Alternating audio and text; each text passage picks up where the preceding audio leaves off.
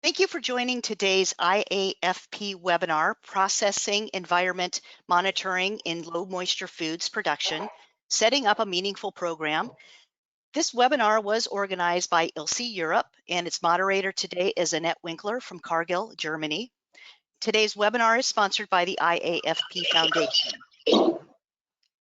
Some housekeeping items before we begin. It is important to note that all opinions and statements are those of the individual making the presentation and not necessarily the opinion or view of IAFP.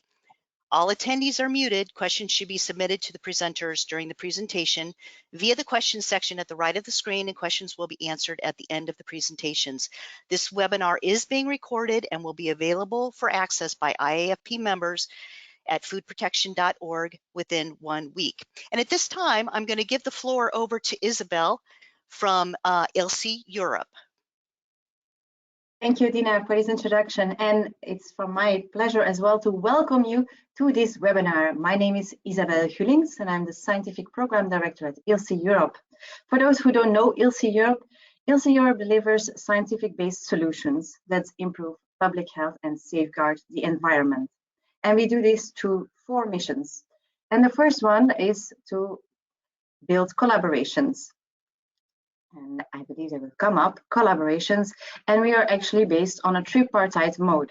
And an example of this is a microbiological food safety task force. As you can see, we have industry participants, we have academic participants, as well as other organizations. And it's also very nice that we collaborate this close with the International Association of Food Protection, like building this webinar. With these collaborations, we identify common pre-competitive challenges. And for the Microbiological Food Safety Task Force, it's about investigating microbiological issues in foods that are related to public health risk. And it's also about facilitating the development of harmonized, science-based approaches to predict and prevent microbiological risks. We address these challenges by assembling or building science, and the classical deliverables of ILSI Europe are peer-reviewed publications. Here you see some of them on the screen. If you are interested, you can find all publications of this task force via the link provided here. We don't stop there, we also communicate and disseminate the science, just like this webinar is a perfect example. Upcoming is also, of course, the QRA, so the Qualitative Risk Assessment, in case that you're at the IAFP conference, coming up soon in May. Another conference that we will be attending is the STIF conference in Barcelona. But feel free also to look at our website for upcoming activities or upcoming events to come. And with this, I think it's more important to kick off immediately the webinar. So I hand over the floor to Annette Winkler, our moderator, and I wish you a very pleasant and informative, insightful webinar. Thank you. Thank you, Isabel, for transferring that. It's my pleasure to introduce 3 very well-known experts in the field who are giving the presentations today. François Beaudeschamps, with more than 15 years experience in the food industry, also working in IDF, and have done a lot of publications already in environmental monitoring. Then Marcel Swietering, a professor in food microbiology, University of Wageningen, and also chair of IECMSF. And then also Seamus Fanning, being our last speaker, our last presenter in the University College of Dublin, a director of the UCD Center for Food Safety, more than 20 years as a food professor. So I'm really looking forward to this webinar, and we are going to go through the presentations first and then take all the questions at the end. Thank you. Go ahead, François, please. The floor is yours. Thank you, Annette. Hello, everyone. So the topic today of the discussion is something which is highly in the agenda right now with what's going on different food safety issues. It's having a meaningful program when it comes to looking in the processing environment. So sometimes you might see the wording environmental monitoring or environmental pathogen monitoring, different word. It's not very fixed. We decided at ILSI Europe to use the wording from the EU regulation and the initial wording that was used by the ICMSF some 20 years ago, where they proposed to have this approach. And this is an example of a dry tower for milk. And as you can see, somewhere here, you might want to have a look that you're not sure you don't have any crack, and that in the crack you don't have any Enterobacteriaceae, or worse, Salmonella or Chronobacter. So it's really a very huge challenge that most of people do not understand how big it can be and how difficult it is to find the pathogen of concern or the average niche in the global processing environment. The pathogen in low moisture food is something that we started at ILSI Europe some 12 years ago in 2010. We already had a dedicated expert groups. We had a black and white report and the publication in Journal of Food Protection that was one of the most downloaded of the GFP for several years, which really highlighted the need to have a focus on this topic. At the same time, there is another publication from Podolac, which was ILSI North America. So really something that we really focused on in 2010 and later on. This even led to a code of hygienic practice from the Codex Alimentarius that was initially adopted in 2015 and had different amendments. And this is one of the most recent code of practice for food categories with a very highly interesting point. This is the only codex document where you see the distinction between dry cleaning, controlled wet cleaning, and wet cleaning. And we might have to come to this point in the discussion, but this is something that really you must have in mind, that cleaning practices can be an issue when it comes to ensuring the hygiene and safety of the process of low moisture food. So with this 10 years plus initiative, there was a discussion within the task force early 2020 to say, okay, maybe we need to have an update, and we made a dedicated expert group. We took some survivors from the 2010 groups and added some new blood in order to reach to a new publication that was published later last year, which is open access, providing more insights on the processing environment in low moisture food, with all the details in this publication that the two next speakers, Marcel Zwittering and Seamus Fenning, will explain it in further detail, because it's a quite big publication, and we have to thank the IGFM for having a slight overlook of the editorial guidelines, because we were a little bit very much above the limits of an expected review. And this is something which is, as I mentioned earlier, very high in the agenda. Just in 2022, we have currently two big major related outbreaks linked to low moisture food, and where we see that the environment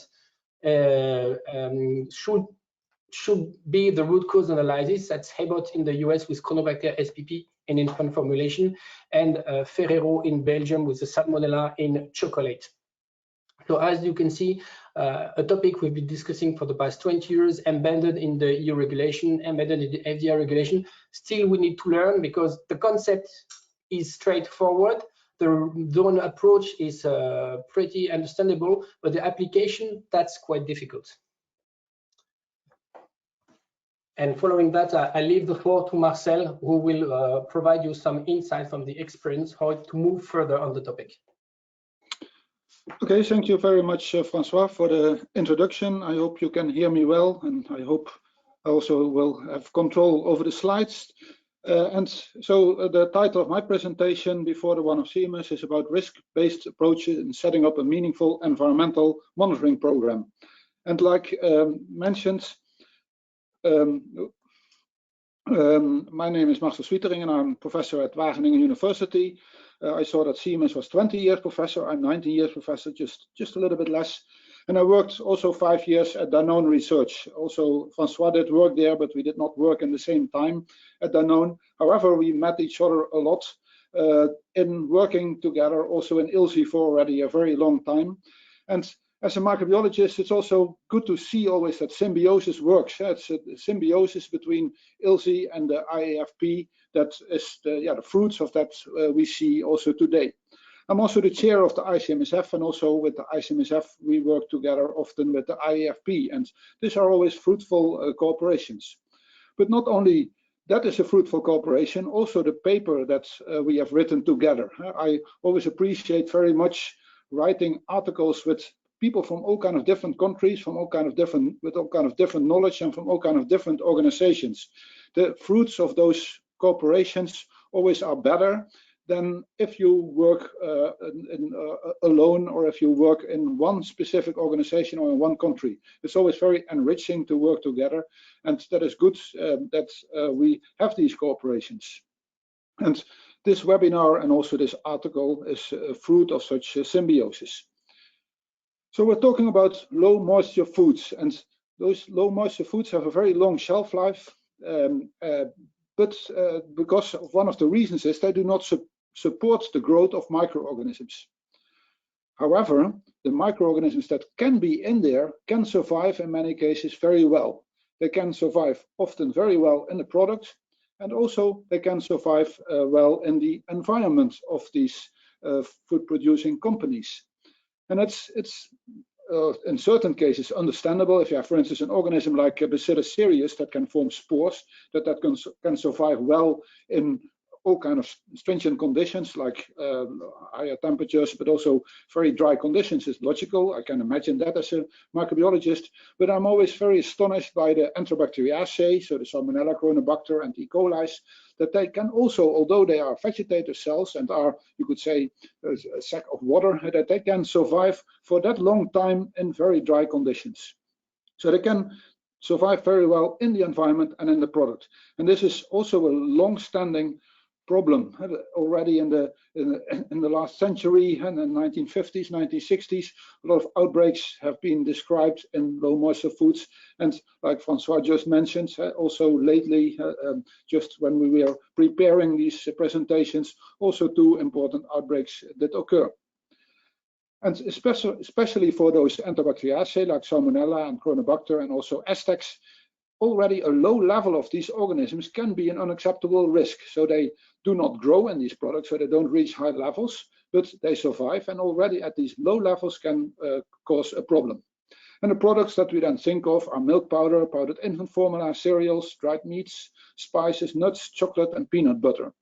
So these products are dry, and in certain cases like chocolate and peanut butter, they also contain a lot of fat, and that also can protect the organism even better, both in surviving, also the surviving in the dry conditions, the surviving in heat treatments, but also, for instance, in the surviving in the human body and the passage of your stomach.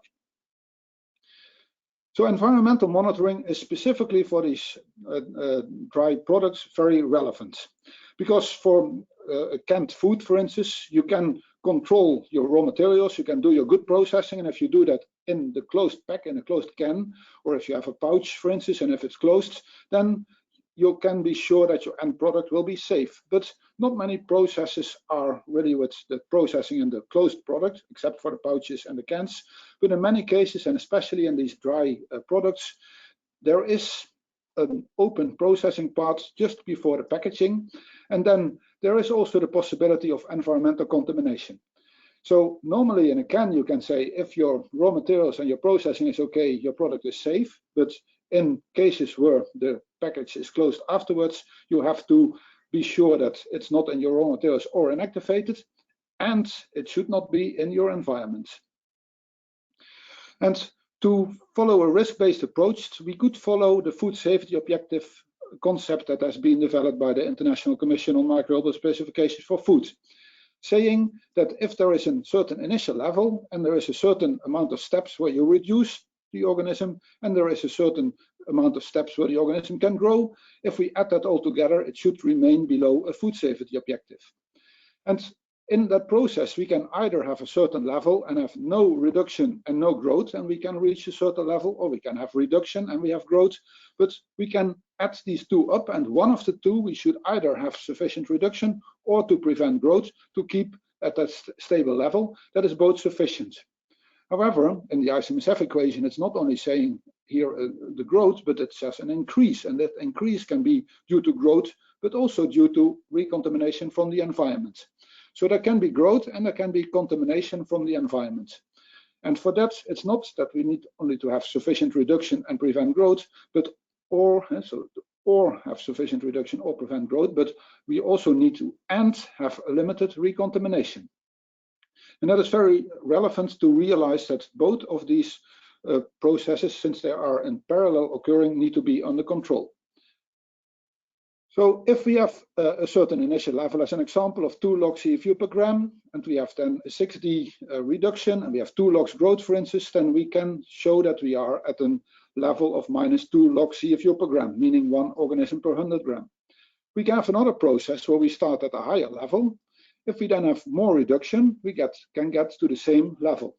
So it's the sum of the reductions and the sum of the growth that do not depend on the level where we are, and we can keep up with one higher level by having a little bit more reduction or by reducing the growth, and interchangeably we can control our safety. However, this is different with recontamination, because recontamination is additive and not additive on a logarithmic scale as it was with the growth and the reduction, but it's additive on a linear scale. If I have a food product and in that food product there are 100 microorganisms, and then I have recontamination, and due to the recontamination there are another 1,000 organisms recontaminating, then I have to add up that recontamination. I had 100, there are 1,000 additionally added, so I then have 1,100 organisms. It's additive on a linear scale. And if I have 1,000 organisms and there are 1,000 recontaminating, I have 2,000 microorganisms. And that's relevant to realize. And it's not what sometimes is done, that you say we have 1,000 organisms, that's 3 log, and a recontamination with 3 log, so that's 3 log plus 3 log, that is 6 logs. And that is wrong. We should not do that on a logarithmic scale. Here we should do that on the linear scale. And that is very relevant to look in recontamination at how much the change of the level of the microorganisms will be. And I made here a table of an example to show that relevance. If the initial level is, for instance, 1 CFU in my product, and we go up to 10, 100,000 and 10,000, and we have a recontamination of 1,000 CFU in the product. So the initial level, H0 in log CFU, then the logarithm of 1 is 0. After the recontamination, I have 1,001 organisms. And then the level after this recontamination then is 3 logs. So the change in the level is going from 0 logs to 3 logs. That makes a 3 log increase. If I start with 10 organisms and I have 1,000 that I add, I end up with 1,010 organisms. I start at 1 log, I end up still at 3 logs, because 1,010, if we take the logarithm of that, it's still 3. We then have an increase of 2 logs. If we start at 100 organisms and we add 1,000, we have an increase of 1 log. And if we have 1,000 organisms and we have 1,000 organisms, we have just calculated in the wrong way, saying 3 plus 3 is 6. That is wrong, because in this case it's 1,000 plus 1,000. That's 2,000, and the logarithm of 2,000 is 3.3. So the increase is here only 0.3 logs. So a very small increase. And if we already have 10,000 organisms and there is 1,000 organism recontamination, there is only 0.04 increase of the level. So in recontamination, the increase in log numbers depends, of course, on the amount of organisms recontaminating, but also on the initial level that we did have. So we can also look at our food safety objective. And we could, for instance, say, let's assume that a bar of chocolate is 100 gram and that we do not want to have a salmonella in that bar of chocolate. So we could define then that the FSO, the limit, is 1 per 100 gram, meaning -2 log CFU per gram. We can then say, is this safe? We would say maybe we take a little bit more precaution, and we say we take -3 log CFU per gram. That is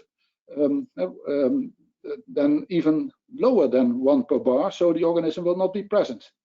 However, this is a misconception, because if there is -3 log CFU per gram, that means that there is 1 organism per 10 bars of chocolate. And that is therefore not meaning that all the bars are sterile. There is 1 organism per 10 bars. And if we carry out risk assessments, for instance, from the FAO and WHO, they have estimated that the probability to get ill if you consume 1 salmonella, that is not 0. The probability is about 1 per 400. It's not that if you consume 1 salmonella that everyone always gets ill, but it's assumed that on average, depending on, of course, the virulence of the organism, the probability of illness is 1 in 400. So that means that if I have this level as FSO, that the probability of illness is still 1 in 4,000 bars. And that is, of course, not what we would like to have as a producer, or what we would like to have as government, or what we would like to have as consumer. I would not want to have a risk of 1 in 4,000 if I consume a bar of chocolate that I get diarrhea. We can also now look at the detection probability. If we have this FSO and we comply with this level, if the level is 1 organism per 1,000 gram, 1 organism per kilogram, and if I take 5 samples of 25 gram, I have a probability to find a positive of 12%. So that I have a probability of not finding it if we are at this level. So 1 in 4,000 people get ill of 88%. So we can say we take 10 samples, so we can even take 60 samples, for instance, if the product is intended for infants. Then still there is a rather high probability that we will not detect this contamination. So it's not easy to, with microbiological testing, to find the organism in the end product. Still, end product testing is useful as verification if your processing is okay, but by only doing this testing, we have a rather high probability of missing a contamination level that you do not want to have in practice. Also, recontamination is rather difficult to quantify because we can specifically look at pathogens and measure the pathogens in our environment. In those cases, we often have a rather low detection probability to find the organism. And if we look, for instance, for Salmonella and we don't find it, we can say that we didn't find it at that location. It can be on another location. But even on that location, maybe there was a Chronobacter there or an Aztec. And if we test for Salmonella, we only see the Salmonella. So if it's not detected, is it not there? Maybe we did not look at the right place. And maybe we can only say that Salmonella was not there, but another pathogen is there. So therefore, often we decide to look for indicators. For instance, you can look for Enterobacteriaceae, and then you have a higher probability to find such an organism. However, if you find it, it's rather difficult to relate it to pathogens. You cannot say, if I have that many Enterobacteriaceae, then I'm sure that I also have that many Salmonella. Generally, we can, of course, say if we find more Enterobacteriaceae, there is a higher probability of Salmonella. However, there is not a direct correlation that can be found. Also, it's very difficult to standardize in environmental monitoring. For end product testing, it's rather easy. You take 25 grams and that's better to standardize. But if you say we have to sample the environment, where to sample, how much to sample, Jean-Francois just showed the milk tank, and then where to sample there, that is not easy to determine. So standardization in environmental monitoring is difficult. So what we need to do is to have good prerequisite programs in our production, have good manufacturing practices, good hygiene practices. We have to develop an HACCP system for our food products. We have to have validated critical control points. We have to monitor these critical limits. And then we also do end product testing. So this is the general basis, you could say, of good food safety. But specifically in these dry products, it's also very important to additionally look to your environment. And for that, we need to really look at cleaning and disinfection of the environment.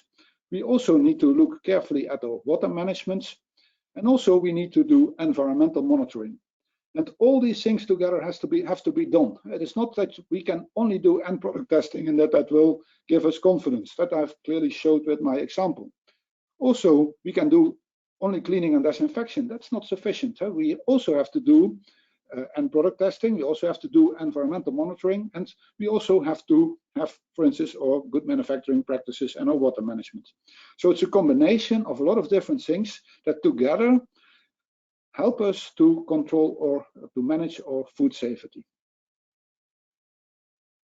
And here is a nice example to show this concept, which is a picture which has been created by Jean-Louis Cordier, who worked for Nestlé and was also a member of the ICMSF, and he used that a lot in presentations, and we were very happy that we were allowed to also use this graph in the paper that we published, that both Nestlé and also Jean-Louis accepted that we could use this example, because it's a great example of showing the relevance of water management, the relevance of indicators, and also the relevance of chance in these processes. Because you see here that at certain moments water was used for certain reason in the factory, and then always after this occurrence of water in the production facilities, we always saw a peak of Enterobacteriaceae. So already if we have water in our processing, we know that there is an additional risk, and that can be also clearly found if we look at the Enterobacteriaceae. And in many cases, it were only Enterobacteriaceae and no Salmonella was found. So and then you can be happy that at least there was not a pathogen detected, but also at a certain moment it did occur. So it's not that if there are Enterobacteriaceae that there is always Salmonella, but as soon as if there is water ingress, there can be Enterobacteriaceae, and if you are unlucky at a certain moment, there is can be Salmonella found there. And that makes it it's the relevance of water management, the relevance of also indicators, but at the same time also the relevance of looking at the pathogen. So what do we need to do? We need to do, of course, routine sampling, both of our end products, also routine sampling of our environment. But also sometimes we need to do investigational sampling. For instance, at the moment now, when there is an issue going on, if it's not yet known where the contamination is coming from, it's good to look more specifically if you can find this specific pathogen in your factory. Also, there can be special events, like for instance, there was water ingress in your production, or there has been maintenance, and in these type of cases, you have to do additional sampling. And also, of course, if you find somewhere a positive sample, like what we have seen in the graph before, that if you find positive samples on Enterobacteriaceae, it's of course good to do additional sampling on pathogens, both in the environment and also in the end product. So all these type of information needs to be combined and be made use of in an intelligent way. And for that, it is important to define several zones. So we have, of course, the food contact surface and the food product itself that we need to sample. We have also the close to the product environment, we have near production environment, and we have remote areas. And for that, it's difficult to give exact numbers, but there we give some guidance in the paper in saying that it is good to look specifically for pathogens, of course, in the end product for end product testing, but if you look for the environment, to look close to the product, near production, and also in remote areas. And for pathogens, you also look in the remote areas if they can be found. For indicators, it's better to focus only on close to production and near production, and if they are found in the remote areas, that is less of relevance to look for that, but we do not want to have even pathogens in the remote areas. Of course, close to the product is the most important, so there we put most efforts. Near production, a little bit less, and in remote areas, even fewer samples need to be taken. So I come now to my conclusion. Low moisture food outbreaks remain. The last two ones that Francois just mentioned prove that that is really the case. And for that to not let this chain break, we need to do a lot of things. There is not one simple solution. Do this and then all your products are solved. I hope with my presentation that I explained that you need to do a lot of things together, and especially if you find somewhere positives, that you need to make use of that information in a positive way. In many cases, certain people want to push that away. They say, "Oh, we find here a positive sample, but probably that is a lab error, or give other reasons, or it was far from production, so there is not an issue." Of course, if there is a pathogen found far from your product itself, it's not maybe a reason to directly do a recall, but at least to do investigational sampling, and to do more sampling, and to do root cause analysis, and to get rid of that contamination. So you need to not reason it away, you need to take additional action. So environmental monitoring is relevant and it's crucial in low moisture foods. And I mentioned already that it is so strange that those microorganisms can survive so long in dry environments. But what I find as a biologist also very strange is that there are resident strains that really give recurrent outbreaks, and that it is really exactly the same organism even after years from the same factory, so that these organisms remain coming back. And that is also biologically very intriguing, that every time it can be the same that is coming from some very far away place in the environment and still recontaminate our food products. So we need to do a combination of a control of raw materials, of processing, of cleaning and disinfection, but also end product control, but also the environmental monitoring. And we need to look at indicators and pathogens close to the product and remote areas and do routine sampling, but also investigational sampling and seek and destroy. And I put in orange the indicators and in red the pathogens, and remote areas in orange and close to the product in red, and routine and seek and destroy in red. It's the indicators, the remote areas and the routine sampling are your orange traffic lights that warn you of something, but specifically if you find pathogens close to the product, then of course you need to take stronger actions. So that ends my presentation, and I would now like to give the floor to the next speaker, Seamus, and later after the presentations, all the three presentations, we will hope to have questions and answers.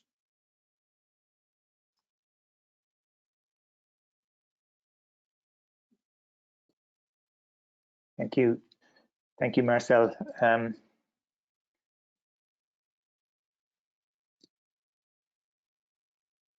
Okay, thank you very much, Marcel, and thank you also, Annette, for the kind introduction, and to IAFP and ILSI for asking me to come and talk. And so I'll pick up some of the threads of Marcel's commentary through his talk, and mainly focus around the kinds of tools that we might be able to use to try to provide more meaningful information about what's actually happening in the environment itself.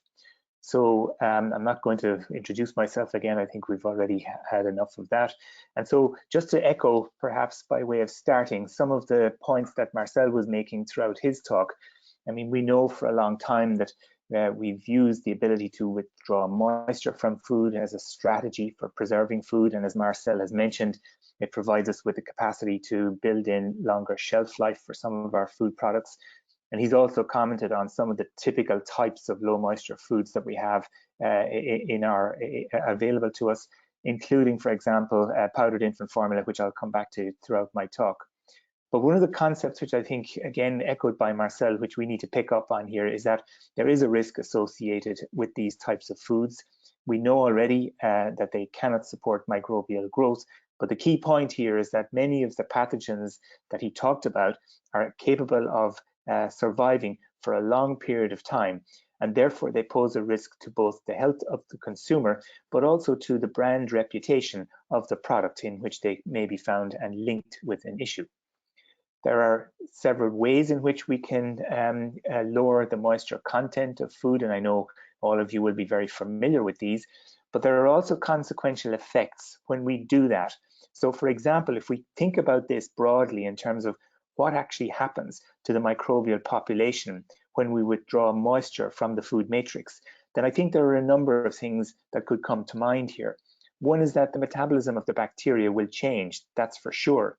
Another is that many of these organisms will adapt to that low moisture environment and therefore be able to remain in place for several months or even years. And then, as Marcel has very nicely pointed out, there's also the risk of cross-contamination from the environment to the actual product itself. So there are many challenges here that we need to begin to understand in order for us to build better controls around the protection of the consumer and the brand. So in terms of trying to address this, we have to think a little bit about the bacterial adaptation under these low moisture conditions. And therefore, we have to also think about the tools that might be available to us to explore this and to see if we can identify weaknesses in that biological response by the organism that we can then exploit to improve food safety and reduce risk. So we know that low moisture foods are not sterile. There is a microbiological matrix in there that's viable should water be introduced, as Marcel showed towards the end of his slides. However, we know very little about how bacteria behave under these conditions. And this was what we were trying to address back in 2010 and again in 2022 with the publications that Francois alluded to earlier on. But given the fact that many of these bacteria may change their metabolism, then it puts our hygiene protocols and our manufacturing practices into question, and into question to the extent that we have to wonder whether or not these processes are actually fit for purpose. And indeed, as both of the gentlemen have pointed out, there are currently pathogens of concern out there, such as Chronobacter, linked to an ongoing issue with Abbott Nutritionals. and similarly Salmonella species, in fact a monophasic Salmonella linked with chocolate in Belgium, that bring these kinds of issues to light today. So in terms of how we might go about addressing them then, the concept of precision food safety might be one that we could consider applying to a food processing environment. And we could use this in terms of taking the relevant elements of it to design them for better protection of human health and brand reputation. And what I mean by precision food safety is using tools like, for example, whole genome sequencing to provide us with a better identification strategy to identify the organisms that are in these types of environments, and to then be able to interpret the potential risk associated with them by way of reading the kind of information that we get from whole genome sequencing, being able to understand their phenotypes as a consequence, and then being able to sort of develop a picture of the epidemiology or the transmission routes. And I think putting all of these things together, we can then harness that information to the betterment of the protection of the consumer, as I said, and brand reputation. And I suppose I am conscious of the fact that many industries are well aware of the Genome Tracker program that was instituted a number of years ago by the Food and Drug Administration within the US. And I also understand that industries are sometimes fearful of this program, but there can be benefits to occasionally looking at this open source repository of information to try to glean some information about organisms that are presenting an issue to you. So the one that I wanted to deal with for the remainder of the talk is to really focus in on Chronobacter species. This is the bacterium that was formerly known as Enterobacter sakazaki. It's a member of the Enterobacteriaceae family, and as again Marcel has pointed out in his talk, it fits into that very large group of bacteria under that family name. These are gram-negative organisms that are motile, facultatively anaerobic, and so on. And we are aware currently of 7 designated species that make up this genus.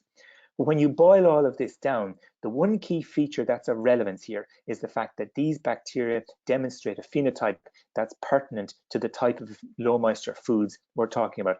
And that's the ability to withstand desiccation or to withstand this low moisture condition. In fact, that's what gives rise to many of the challenges that we now see here. And I just listed the Chronobacter incident in the US just to remind ourselves that this is a live issue. It has direct relevance both for consumer health, but also for brand reputation associated with the companies that find themselves in the teeth of a storm, so to speak. So really what I want to do here is try to understand why events like this actually happen. And in order to do that, just some background information here about the behavior of Chronobacter in the production environment. In order for Chronobacter to actually grow, it needs a water activity of about 0.94. That's really way above the kinds of levels we might find in an actual processing environment at full production. As I've said, sometimes these Chronobacter strains can become relatively tolerant to environmental conditions such as heat.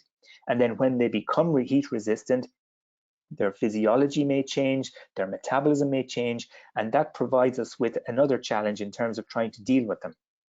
And part and parcel of this is the ability of this organism to survive for quite long periods of time. So the question really we want to try to address here is, how does exposure of Chronobacter to these dry environments confer this adaptation phenotype, and can we understand it?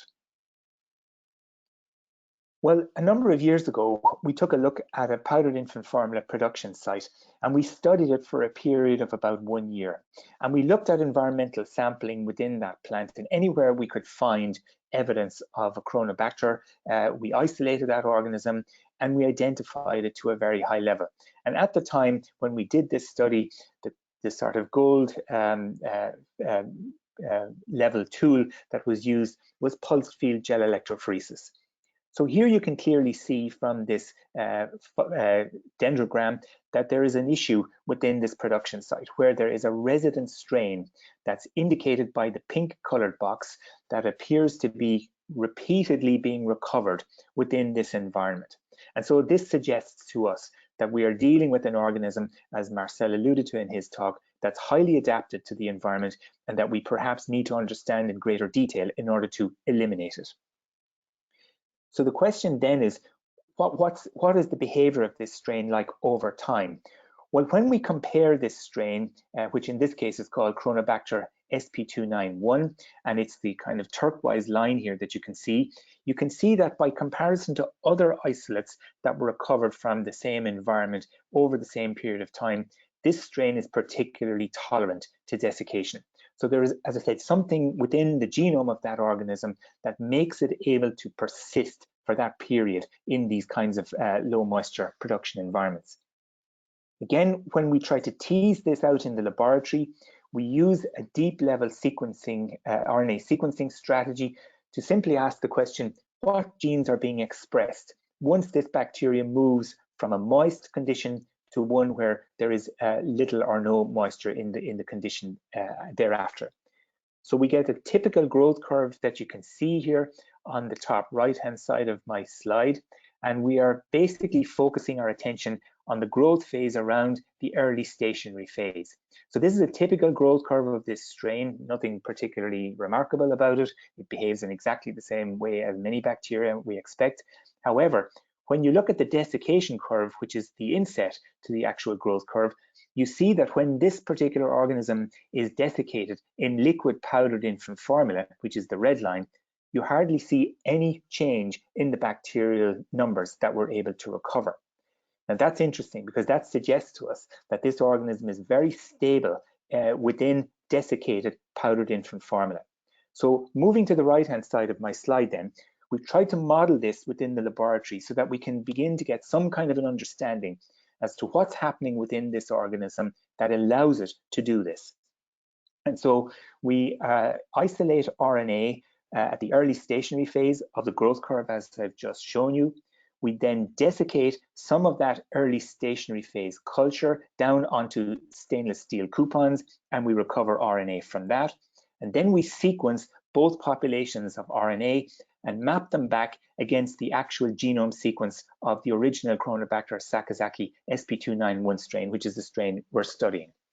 And what we get then is a density map, which is briefly shown to you here like this, and I'll show you again in the next slide, and which it tells us which genes are being upregulated and downregulated in response to the environmental condition that we're trying to model. And so when we summarize all of this on the bottom right-hand side of my slide, you can see here that there are about 361 genes that are highly upregulated based on our statistical analysis of this mapping process, a further 1,000 genes that are upregulated, about 115 genes that are highly downregulated, and then a further almost 500 genes that are downregulated. The majority of the genome is not signaling at all. So if we take a look more specifically at the types of genes that are signaling when we move the culture from a liquid phase into a dry phase, then what do we see? Well, this is an example of that statistical mapping that I was just talking about, and I've just picked out two parts of the genome to focus in on. So one of these parts is related to a series of genes called these BET genes on the left-hand side of my slide, which are responsible for betaine metabolism. And on the right-hand side of my slide, in a different location on the chromosome, you see a series of other genes called ProX, ProW, and ProV, which are responsible for proline transport. Now, both betaine and proline are very important molecules that are designed by nature to protect the bacterial cell against osmotic shocks. So that's exactly what's happening here. We're taking the culture from a liquid condition down to a dry condition. So that introduces a huge osmotic shock. And so the bacterium is responding here to this osmotic shock. And what it's doing is it's upregulating the protective molecules, betaine, proline, among others, in order to try to absorb that shock and allow the organism to persist in the dry environment thereafter. And you can see this very nicely illustrated by this statistical mapping exercise here, because here you have the sense strand of the DNA on the chromosome at the early stationary phase, no evidence of gene activity here at all. But once you move the culture to a desiccated condition, here you see the massive upregulation in the expression of betaine genes, and similarly over here, the massive upregulation of genes associated with proline transport on the antisense strand of DNA. Now, there are other factors involved here as well In addition to those osmoprotectants, you also have to consider trehalose metabolism. And trehalose metabolism is well known for many years as being a component part of the bacterial response when you take a culture to a low moisture condition. So we again looked at this strain, SP291. We made a knockout in genes called OTSBA, which were responsible for trehalose biosynthesis. And you can see from our growth curve that when we compare the growth patterns of the wild type strain SP291 in blue versus the knockout strain SP291 in red, there is no difference. However, if you look at the right-hand side of my slide and the desiccation curve again, it shows you some very nice features. So here you see the wild type strain SP291 in the blue curve. It does lose a number of cells in terms of measurement of the percentage survival over time. However, by comparison with the OTSBA knockout, this strain is much more susceptible to the osmotic shock in the sense that there is a reduction, a greater reduction in the percentage of cells that survive following that shock over time. I suppose the next question that begs is, do all Chronobacter sakazaki strains respond to low moisture conditions in the same way? And I think this is an important question in terms of trying to further tease out this adaptive nature. So if we take a look at this again and we repeat the experiment, but this time we include a second strain. So this time we include a clinical isolate, 29544, alongside our environmental isolate, SP291, which, as I said, we recovered some years ago from a powdered infant formula production site. Again, the growth curves are unremarkable. But if you look at the bottom right-hand side, the desiccation curves are very, very different this time. So again, the clinical strain here is shown to you in the green line along the desiccation curve. And you can see here in stage 1 of the desiccation process, not much of a difference between the environmental strain SP291 in red and the clinical strain 29544 in green. But as you move through from stages 2 through to 4, you see very discernible differences. The numbers of surviving cells in the clinical strain are much reduced compared with the environmental strain SP291. So again, I think it supports our hypothesis at the outset that we are seeing something very unusual in this strain, which is allowing it to survive within this particular low moisture condition. So if we return again to some of those genes that we're signaling from the RNA-seq experiment, and we now make a comparison between what happens with respect to the signaling of those genes in the environmental isolate from the powdered infant formula environmental origin versus the 29544 clinical strain, you can see here that again, OTSB is shown to you, ProX is shown to you, BET-I is shown to you, and you can see that the magnitude of the expression changes in the environmental strain is much greater compared with that of the clinical strain, which suggests that environmental monitoring is critically important in order to understand the bacterial dynamics within your process and to be able to allow you to tease out the differences between resident strains such as this SP291 strain and strains that are normally colonizing for a very short period of time. So moving ahead again to take a much broader look at this. So the example I've just shown you in the last few moments relates to a very specific approach using one particular bacterium that is of interest. And certainly in Europe, and I guess also in the US, the regulations state that we have to be able to identify these strains. And that's a very specific task. But what about if we pull back and we ask, instead of looking at just one strain, let's look at every strain and let's see what we can see in that context. And to do that, again, we can use sequencing tools. And there's various approaches here. We could use, for example, 16S ribosomal RNA sequencing, which will give us some information on the taxonomic profile of bacteria that are present in an environmental sample, for example. Or we could use something like a shotgun sequencing-based approach, which gives us, again, that taxonomic profile, but it also gives us additional information that may be useful and upon which we can use to enforce actions. So the overall strategy here is one whereby we sequence an environmental or a food sample containing multiple microorganisms, and we attempt to identify them. So again, going back to environmental monitoring, as Marcel was talking about, here's an example of the application of just that process based on 16S ribosomal RNA sequencing. And again, like Marcel mentioned, The two factories here that are shown to you in the picture, just schematically depicted, are shown in such a way that you can clearly indicate different zones by way of the different colors. It's also worth pointing out that the factory designs themselves are very different, in the sense that one of these factories is a very old factory and the other factory is a more modern, more pharmaceutical grade factory, I think is what you would say about it. And so the idea here was to take samples from the same positions in these two different factories over a period of time and representing these three different zonal areas, which we call a low care area in the lime colored depiction, a medium care area in the light orange color, and a high care area in the very dark colored tabs that I show you.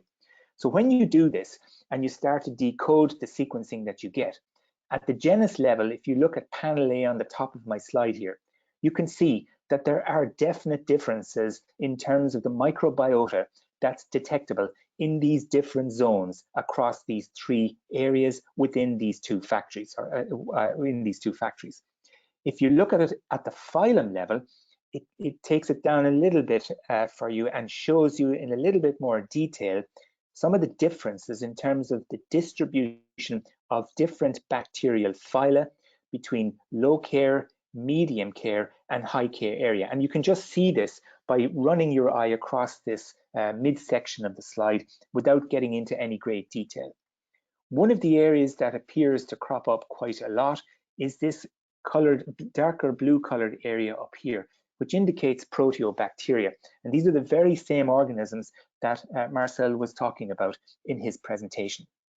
When you delve into this information in a little bit more detail, from the bottom left-hand side of my slide, you can begin to see some overlaps between the populations or the microbiota in the low care area, the medium care area, and the high care area. And then if you look at the bottom right-hand side of my slide, you can discern what we call a core microbiome within these different factories and these different areas, such that the core microbiome is made up of proteobacteria, Bacteroidetes, actinobacteria, and others. And then there's about 50% of that core microbiome which contains other genera which we know very little about. So unlike the culture-based approach, which is what we are mandated to do under regulation at the moment, this is a culture-independent approach, which gives us a much bigger picture of the kinds of microbiota that are present in a production environment. And then, of course, what we will try to do ultimately is to decipher this information so that we can make improvements in our environmental monitoring. And so from a very sort of large overview of this type of information, we can see that in the low care area, in the center of my slide here, the types of bacteria that we are identifying based on the analysis that I've just shown you are those which are more often associated with the general environment. When we move to the medium care area on the left-hand side of my slide, here we see an increase in detection in bacteria associated with water or sludge or humans. And when we move to the right-hand side in the high care area, again, we see a reduction in the detections of general environmental related bacteria and an increase in human related bacteria, dairy and milk related bacteria, and also other bacteria that are able to withstand stress endurance. And so when we try to factor in the movement and the control measures that are in place and designed to try to limit the transmission of bacteria from areas of low risk to high risk, we can begin to see the influence of things like the movement of people, the movement of air, the movement of raw materials, and even, as Marcel was mentioning, cleaning and disinfection. So clearly, monitoring the environment is critically important. And so to conclude from my talk then, I think I've shown you that sequencing methods, or this precision food safety idea, is perhaps one that should be considered as a potential aid to the improvement of food safety control measures in the production environment. Understanding the microbial ecology of this environment is very relevant because it may signal an increase in risk by way of changes in the construction of the microbiota. Environmental monitoring is obviously critical because it may help you to discern the difference between a persistent strain and a non-persistent strain, and that could be very important in terms of refining food safety controls. But ultimately, I think precision food safety measures including the use of whole genome sequencing, in particular where it can be linked to phenotypic analysis of the strain, will help us better understand the adaptive behavior of these bacteria once they go into a low moisture condition. That in turn will help us to develop an identification of novel biomarkers, which can then be used to rapidly identify these bacteria on an ongoing basis and help with the contribution to a subsequent risk reduction approach. And with that, I'd like to thank you very much for your attention.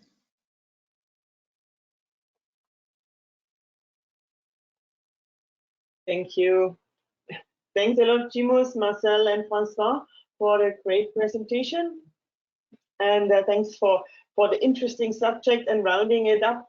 Now, we do have some questions, and I want to use the last 5 minutes at least to start going through. We might need to postpone some, but for sure we will try to answer them then later, even in writing. So there was the first one coming. Peanut butter is given to young children in various forms, including powdered peanut butter. What do risk assessments show about peanut butter as a vehicle of Chronobacter sakazaki?